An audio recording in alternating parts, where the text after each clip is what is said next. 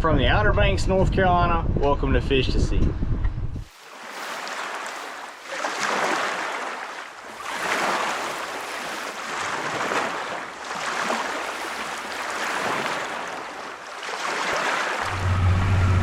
Here at Oregon Inlet this morning, taking off from the fishing center. It is a beautiful morning. Got Dad and Chris on the boat. We're going to go hunt some cobia and Spanish mackerel. See what we can get into. Today's the best weather day we got this week, so we're going to try to make the best of it. Hopefully go find some cobes.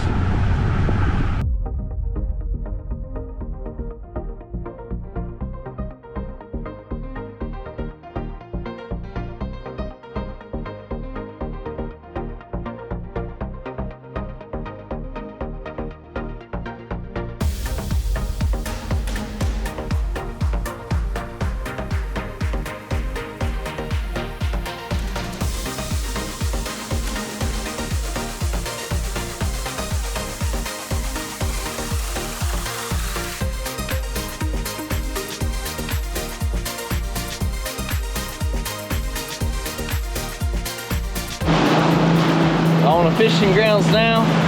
Just got our planers and Clark spoons set out trolling for Spanish mackerels.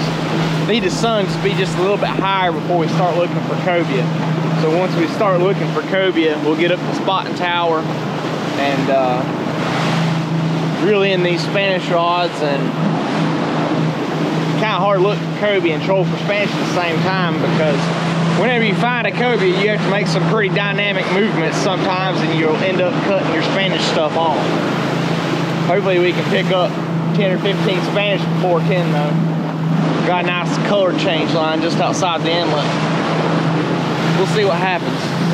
Off the water, see if we can get double. And as literally as soon as I cut that off, Chris pops one. I mean instantly. So we'll see if it's a blue or a Spanish. I think it's a Spanish. It's a Spaniard. It is a Spaniard.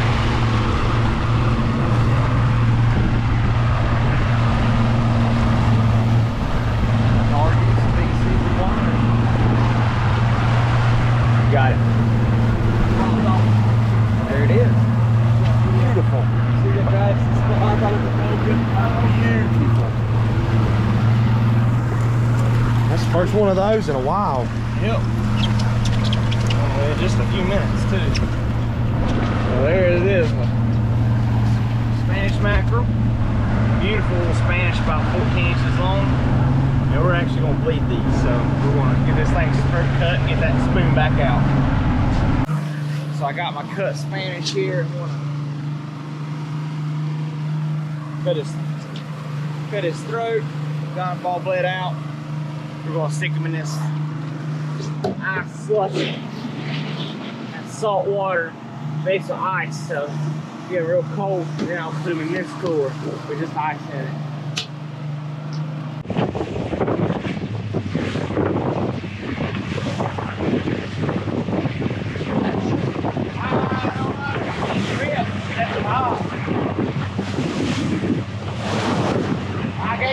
It ain't hooked up though.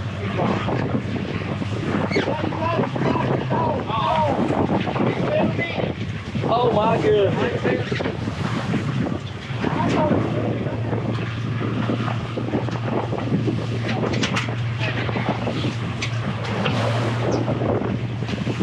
We'll roast them whole. We'll roast them whole. Oh, he is bigger than I thought. Yeah. They'd love to have that size alive to fish blue marlin with it. Yeah. Number one planer, 20 feet of leader into a little, I'll show it to you here, silver Clark spoon. I got silver and gold on today. That's 2-1, 2-0 on silver. A lot of silver on both of them.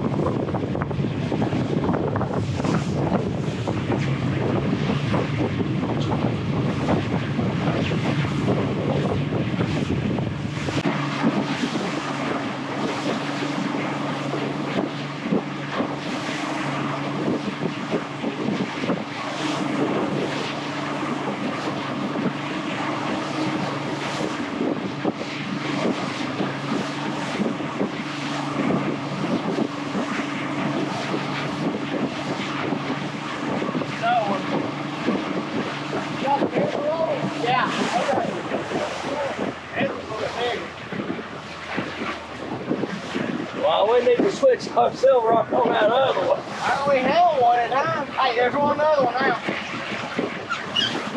Keep it going straight, man.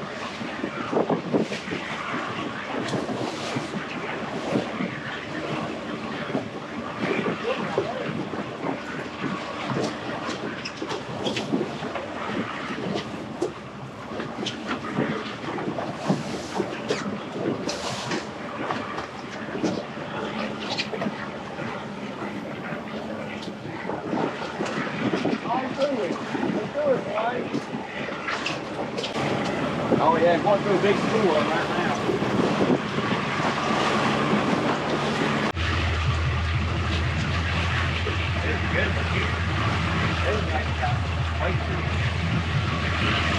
Lots of big thousands. Maybe a big.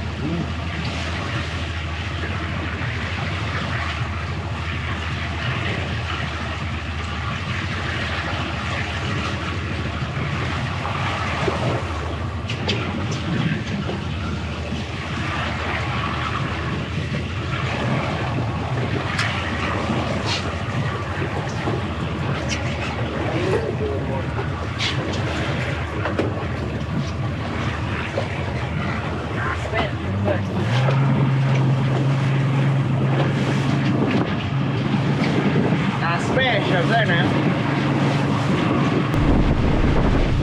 Here's where he puked up. Piece of a bunker. Or a pogey, whatever you want to call him. Hey Chris, look where he puked up.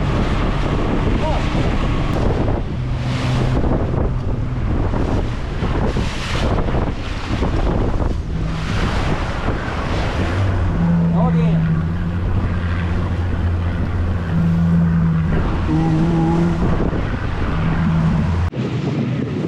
Reeled in the Spanish rods. Chris saw a small cobia, so got the Spanish rods back in. But man, we have been joined out here. There is 1, 2, 3, 4, 5, 6, 7, 8, 9, 10, 11, 12, 13 boats right here at the inlet mouth. We're all looking for cobia. Hopefully we can find one. Cobia fishing didn't turn up much, so we're going to run these Spanish back to the house. We kind of got there late this morning. Spanish are really, they bite based on, you know, the sun's position more so than a current or anything. So we got there a little bit late for Spanish, got the tail end of the bite. So we caught 4 pretty much right off the bat and it died out. Now we're just gonna run these little beauties back up to the house and give them a fillet and see if we can make a delicious sashimi out of them, or maybe a ceviche. We'll see what we feel like. Didn't catch that many, kind of got the tail end of the bite, but we're going to cut these right behind the head. Just make a cut right there down to the backbone. Spin around, start right here in front of this fin.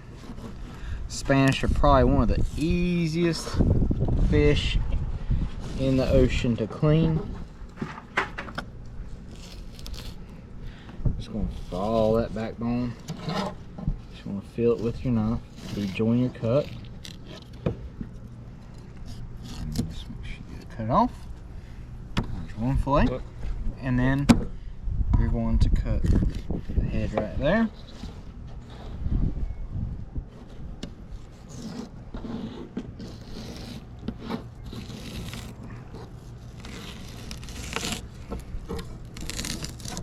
Okay. Cut it loose right there. I'm going to take the skin off of it.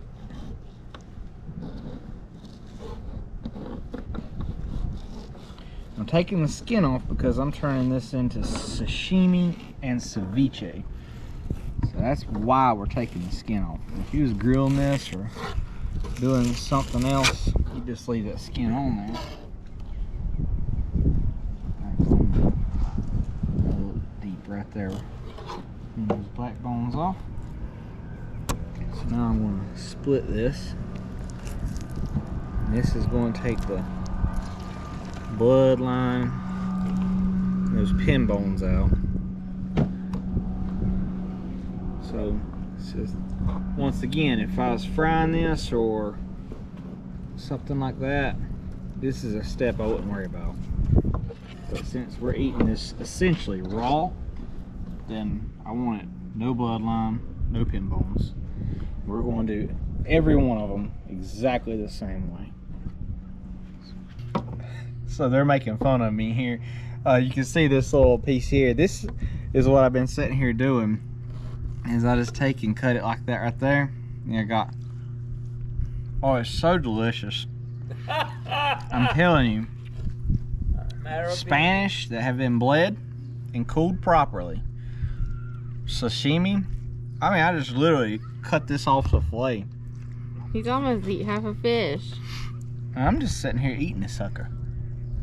It's delicious. The only thing that'll make it better is if I had a little bit of soy sauce to dip it in. Oh yeah, a little bit of soy sauce.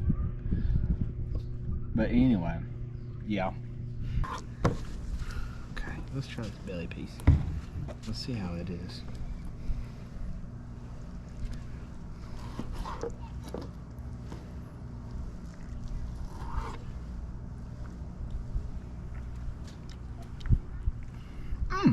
Completely different flavor. Oh, that's nice. What is that? Belly? Yeah.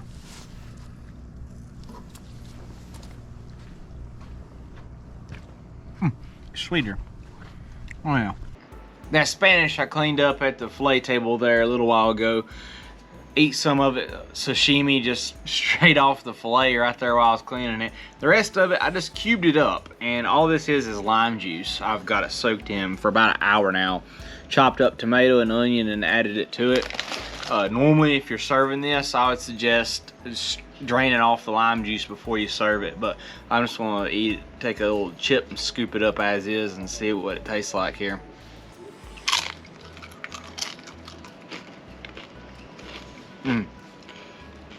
Very delicious. I will say, if you like citrus, lime kind of flavored things, strongly recommend this dish. It works great. I like parties and things like that as like an appetizer or just something you can set on the bowl, set a bag of chips next to it, and I promise you'll get cleaned out. It is very, very delicious. The fish is actually cooked. It's the lime juice cooks it. Karina's trying it off camera. I don't think she likes the lime. It's very heavy. It's puckery. It's, if you like citrus, like lemons, like I do, very delicious. If you don't like that thing, this is probably not for you. It almost, aside from the lime taste, it has like a salsa taste to it. Yeah, I mean, because it's got tomatoes and onions in with it, and typically you get a chip with all of it on there. So I love it. Very good, very delicious. It's better than the sashimi. It's refreshing. I'll put it that way. You hear chefs refer to something as refreshing. This is truly refreshing flavor. But thanks for watching this Spanish mackerel catch, clean, and cook. We didn't catch too many, but we made a meal out of what we got. Thanks for watching. Thanks for subscribing. We'll catch you on the next one.